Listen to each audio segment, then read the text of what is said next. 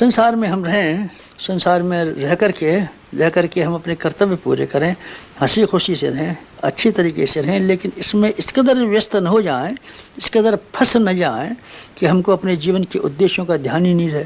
अगर हम फंसेंगे तो मरेंगे। आपने तो बंदर का किस्सा सुना होगा जो अफ्रीका में पाया जाता है, शिम्बून, और जिसके बारे में ये कहा जाता है कि शिकारी लोग उसको चने, मुट्ठी भर चने का लालच देकर के इसको जान ले लेते हैं। लोहे के घड़े में चने भर दिए जाते हैं और शिम्बून उस चनों को खाने के लिए आता है, मुट्ठी बांध लेता है।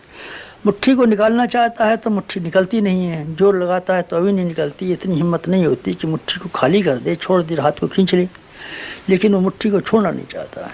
छोड़ने को न चाहने का परिणाम ये होता है कि हाथ बाहर निकलता नहीं, और शिकारी आता है, उसको मार काट के ख़त्म कर देता है, उसकी चमड़ी को उखाड़ लेता है। हमारा आपकी स्थिति भी ऐसी है जैसे अफ्रीका की शिम्बून बंदरों जैसी। हम लिप्साओं के लिए, लालसाओं के लिए, वासनाओं के लिए, तृष्णा के लिए, अहंकार की पूर्ति की तरीके से मुट्ठी पकड़ करके बंदरों की तरीके से फंसे रहते हैं और अपने जीवन संपदा का विनाश कर देते हैं। इससे हमको बाज आना चाहिए और अपने आप को इनसे बचाने के लिए कोशिश करनी चाहिए। हमको अपनी क्षुद्रता को त्याग करना है। क्षुद्रता को अगर हम त्याग कर देते हैं तो हम कुछ खोते नहीं हैं, हम कमाते ही कमाते हैं।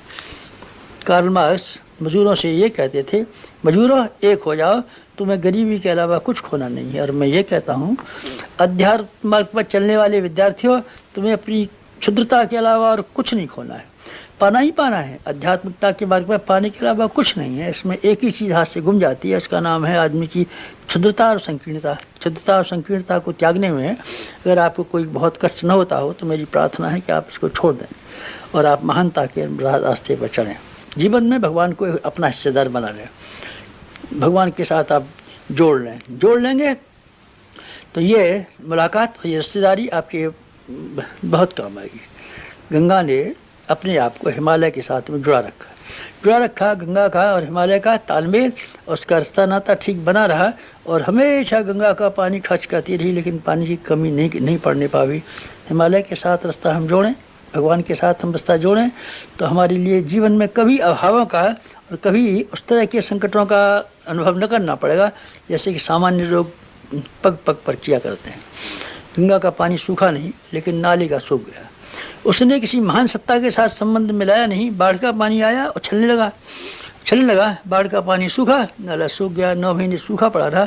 बरसाती नाला 3 महीने में सूखा पड़ा, लेकिन गंगा युगों से बहती चली आ रही है, कभी भी सूखने का नाम नहीं लिया। हम हिमालय के साथ जुड़ें, हम भगवान के साथ जुड़ें तो हमारी भी सूखने का कभी मौका ना आएगा। अगर हम इतनी हिम्मत कर पाएँ तब, अगर हम भगवान को समर्पित कर सकें अपने आप को, तो भगवान को हम पाएँ।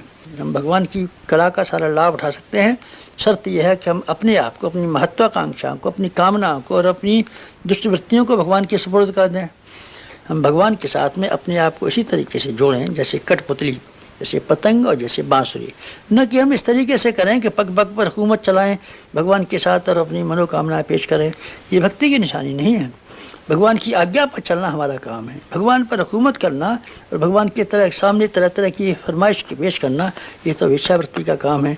हम में से किसी की भी उपासना लौकिक कामनाओं के लिए नहीं, बल्कि भगवान की साझेदारी के लिए, भगवान को स्मरण रखने के लिए, भगवान के आज्ञानुवर्ती होने के लिए और भगवान को अपना समर्पण करने के उद्देश्य से उपासना होनी चाहिए। अगर आप ऐसी उपासना करेंगे तो मैं आपको विश्वास दिलाता हूँ उपासना सफल होगी। आपको आंतरिक संतोष मिलेगा। न केवल आंतरिक संतोष मिलेगा, पर आपके व्यक्तित्व का विकास होगा।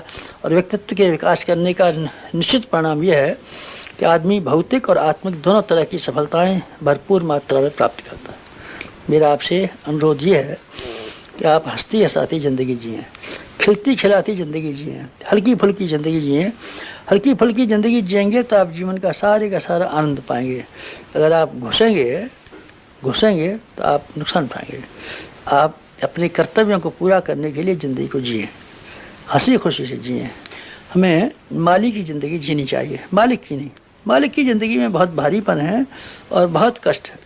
माली की ज़िंदगी केवल रखवाली की तरीके से, चौकीदार की तरीके से अगर हम जिए तो हम पाएंगे जो कुछ भी कर लिया हमारा कर्तव्य ही काफ़ी था। मालिक को चिंता रहती है सफलता मिली नहीं मिली, मालिक को इतनी चिंता रहती है कि अपने कर्तव्य और फर्ज पूरे किए कि नहीं किए।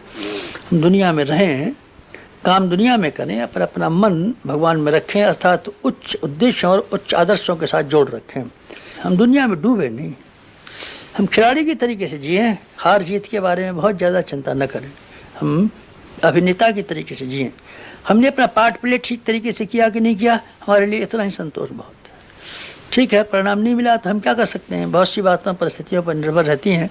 परिस्थितियाँ हमारी अनुकूल नहीं रही तो हम क्या कर सकते थे, कर्तव्य हमने अपना पूरा किया, बहुत हमारे लिए बहुत। इस दृष्टि से अगर आप जिएंगे तो आपकी खुशी को कोई छीन नहीं सकेगा, और आपको इस बात की परवाह नहीं मिलेगी कि जब कभी सफलता मिले तब आपको प्रसन्नता हो। 24 घंटे आपको खुशी से जीवन जी सकते हैं। जीवन की सार्थकता और सफलता का यही तरीका